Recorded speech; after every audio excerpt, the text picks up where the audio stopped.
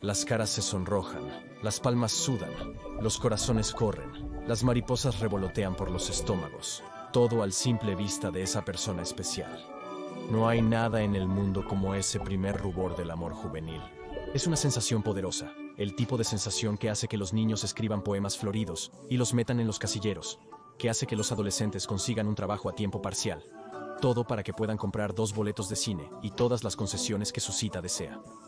Y en este particular viernes por la noche, un joven está cocinando una cena completa por primera vez en un intento de impresionar a su nueva novia. Bueno, ella no es solo su nueva novia, es su primera novia, la chica que ha amado desde que eran niños pequeños corriendo juntos a través de los aspersores. Reunió el valor para confesar sus sentimientos y pedirle que saliera con él. Y para su agradable sorpresa, ella dijo que sí. Sus padres están fuera este fin de semana, es la oportunidad ideal para invitarla a casa. Así que ahora, con el libro de recetas de su mamá en la mano y determinación en su corazón, está dando lo mejor de sí para hacer fettuccine Alfredo. Oye repentinamente el timbre de la puerta. Ella está aquí, llegó temprano. Lanza el libro de cocina sobre el mostrador y corre hacia la puerta. La abre y encuentra a su cita de pie allí, vistiendo un vestido nuevo. Ella se ve hermosa y su corazón salta a su garganta al verla. Tartamudea, casi sin poder hablar. Luego la alarma de humo suena en la cocina. ¡La pasta! Corre hacia la cocina, pero es demasiado tarde. Todo se ha ido en humo, y la promesa de una cita perfecta con ello. Se vuelve para disculparse, pero ella solo se ríe.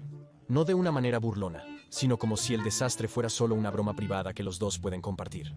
En 30 minutos o menos, los dos jóvenes amantes están compartiendo una pizza, y la noche está salvada. La charla se desacelera hasta un impas, solo se observan mutuamente.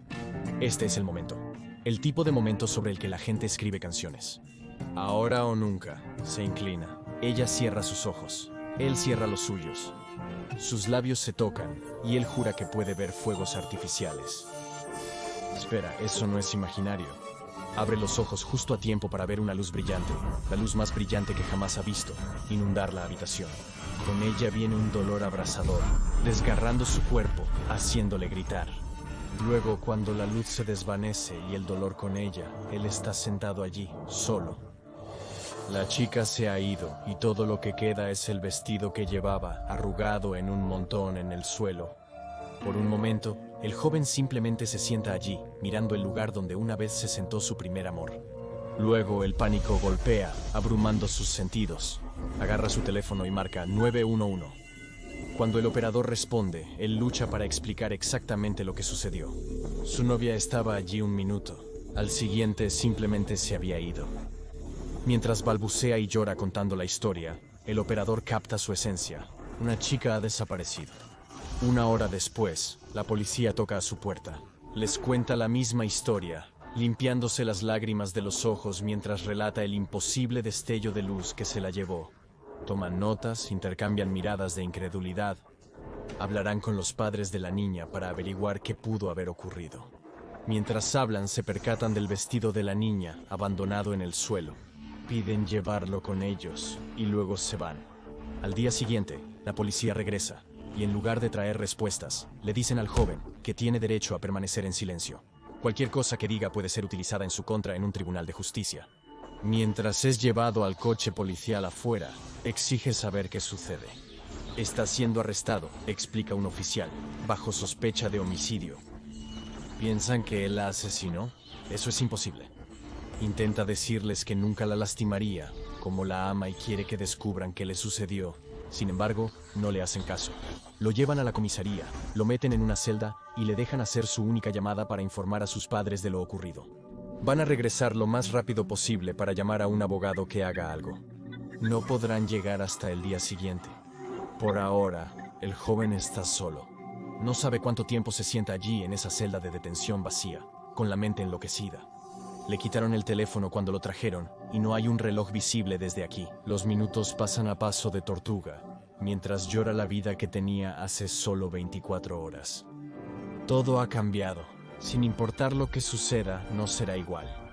Está a punto de caer en un sueño sin sueños por puro agotamiento cuando escucha una voz. 2 hombres en trajes están parados en la puerta de su celda. No los reconoce. No son policías, al menos no son ninguno de los policías que ha visto hasta ahora. Les pregunta qué quieren de él.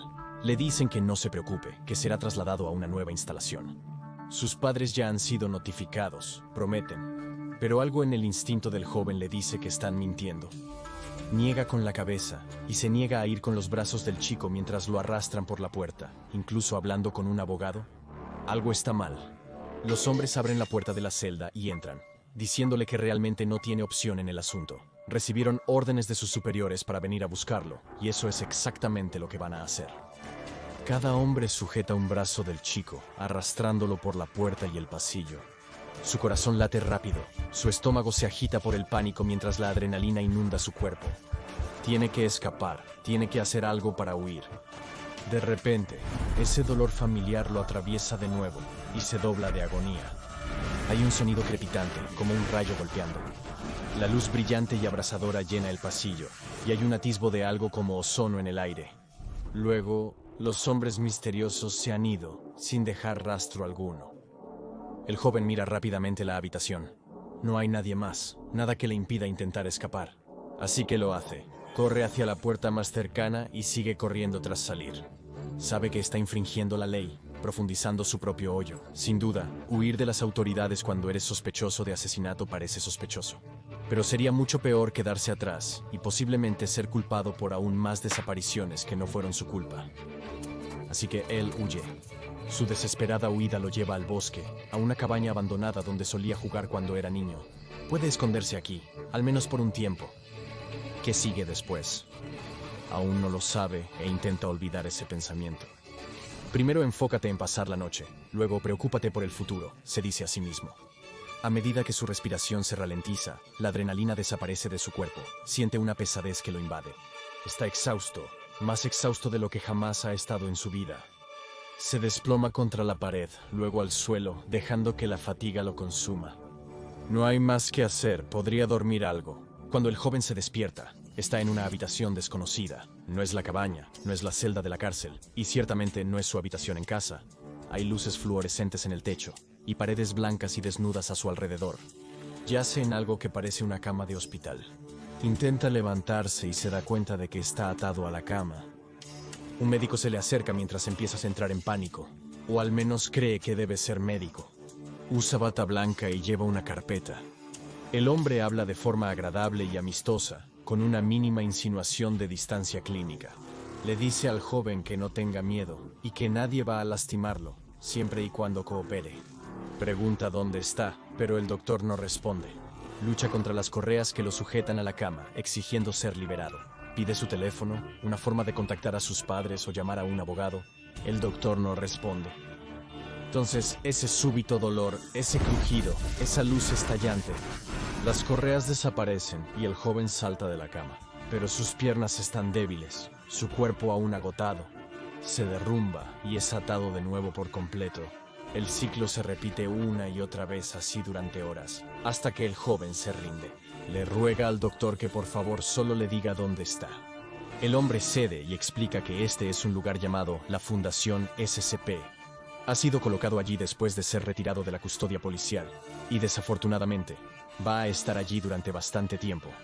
El joven aún no sabe lo que esto significa, pero se le ha dado una designación oficial SCP-213. SCP-213 es un adolescente humano de aproximadamente 1.5 metros de altura y pesa alrededor de 95 kilogramos. La característica más anómala de SCP-213 es su capacidad para romper forzadamente los enlaces entre los átomos en cualquier materia sólida o semisólida con la que entra en contacto físico. Cuando este efecto se manifiesta, va acompañado de un deslumbrante destello de luz. Este efecto puede ser desencadenado por cualquier parte del cuerpo de SCP-213, siempre y cuando entre en contacto físico con el ser u objeto afectado. Por ejemplo, los proyectiles que han golpeado el cuerpo de SCP-213 en varios lugares han sido vaporizados de esta manera al impactar. El efecto no solo es devastador para lo que se está desintegrando, sino que también causa un dolor severo al propio SCP-213. En varias instancias, el dolor ha sido tan fuerte que ha dejado a SCP-213 inconsciente. De acuerdo con su expediente, SCP-213 siempre ha estado insatisfecho bajo la custodia de la Fundación. No es difícil ver por qué. No diría que disfruté pasar mi juventud en una instalación de investigación, incluso en la bella Italia del Sur. Desafortunadamente, actualmente no veo ninguna alternativa ética. Si se permitiera a SCP-213 caminar libremente, podría causar un daño incalculable a la población circundante, al ecosistema y a la humanidad en su conjunto. Por lo tanto, por trágico que sea, debe permanecer en contención para evitar que cualquier inocente sea desintegrado. SCP-213 intentó escapar 6 veces en sus primeros 6 meses de contención. Tras fallar varias veces, planificó su séptimo intento. Esperó varios meses para que la Fundación bajara la guardia. Solicitó una entrevista con el investigador principal de su caso. Cuando el personal de seguridad desactivó la mayoría de los procedimientos de contención para dejarla entrar en la cámara, SCP-213 utilizó su habilidad para vaporizar las puertas de la cámara y escapar. Desafortunadamente, cuando el investigador y otros 2 agentes intentaron agarrar a SCP-213 para evitar que escapara, fueron desintegrados por su habilidad anómala. Tras escapar de su cámara de contención, SCP-213 encontró un nuevo obstáculo. No tenía idea de por dónde era la salida. Solo había visto una parte limitada de la instalación, por lo que sabía casi nada sobre su diseño, o incluso cuán grande era realmente el edificio. Corrió tan rápido como pudo en una dirección elegida al azar, pero rápidamente fue rodeado y abrumado por el personal de seguridad. Usar su efecto para escapar de su celda había agotado su energía y lo había dejado exhausto, y se desplomó al suelo después de aproximadamente 15 minutos de libertad. Fue hallado en la sala de descanso intentando romper el suelo para escapar a los niveles inferiores del edificio, pero su batería proverbial estaba agotada y no pudo hacer nada más que seguir a los guardias de seguridad de regreso a su celda. Tras el fracaso, SCP-213 aparentemente desistió de su intento de fuga, pero habría más de sus violaciones de contención. Las cámaras de seguridad en la celda de SCP-213 capturaron imágenes de él durmiendo, revolviéndose, como si tuviera una pesadilla. De repente, hubo ese reconocible destello de luz. Cuando la luz se fue, también lo hizo la cama y una parte del suelo. SCP-213 despertó en caída libre mientras se precipitaba por el suelo y hacia un nivel de sótano del sitio. Afortunadamente aterrizó sobre un montón de colchones que habían sido almacenados allí, y no resultó herido, ya que esta particular violación de contención fue obviamente no intencional.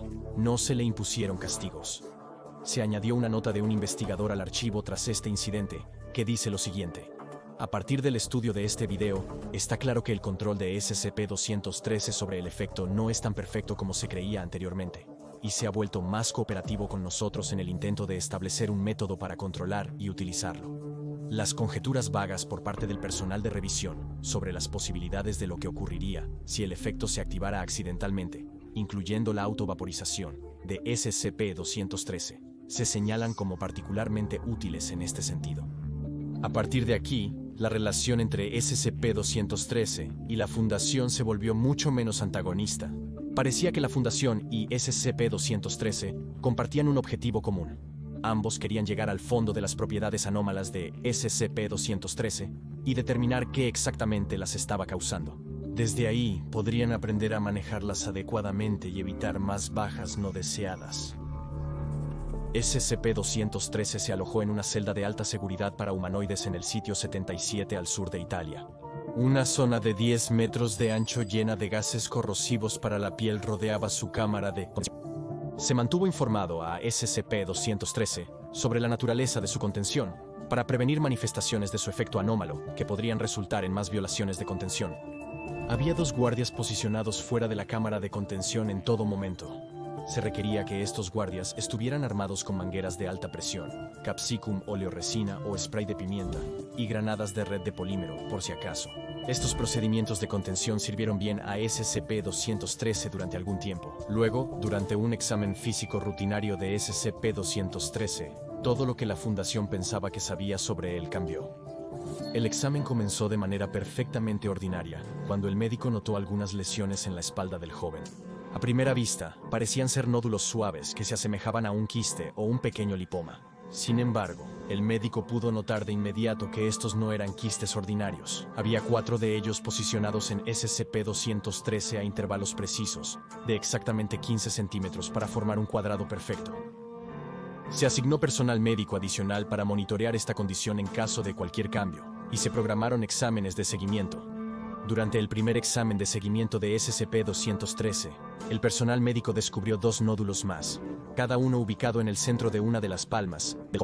Cuando se le preguntó si los nódulos le causaban algún dolor o molestia, SCP-213 se encogió de hombros y dijo que eran un poco irritantes, pero que por lo demás no le habían dado ningún problema.